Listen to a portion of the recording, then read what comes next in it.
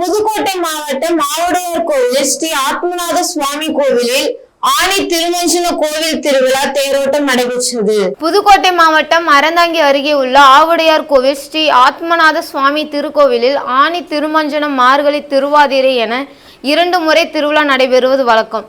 ஆனி திருமஞ்சன திருவிழா கடந்த 21ஆம் தேதி சனிக்கிழமை கொடியேற்றத்துடன் திருவிழா துவங்கியது. திருவிழாவில் தினமும் காலை மாலை இருவேளையும் மாணிக்கவாசகர் பல்வேறு வாகனங்களில் உலா வந்து பக்தர்களுக்கு அருள் பாலிக்கிறார். வழி நெடுகிலும் பக்தர்கள் அர்ச்சனைகள் செய்து வழிபடுவார்கள்.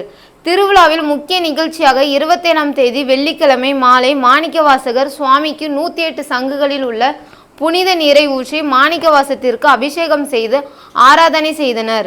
இந்த நிகழ்ச்சியில் திருவாடுதுறை ஆதீனம் 24வது குரு மகா சன்னிதானம் அம்பலமான தேசிக பராமாச்சாரியார் கலந்து கொண்டார். இரவு வெள்ளி வாகனத்தில் குருதோலை சப்பரத்தில் சிவபெருமான் அலங்காரத்திலும் மாணிக்கவாசகர் வீதி உலா வந்து பக்தர்களுக்கு அருள்பாலித்தார். தொடர்ந்து இன்று காலை தேரோட்டம் நடைபெற்றது.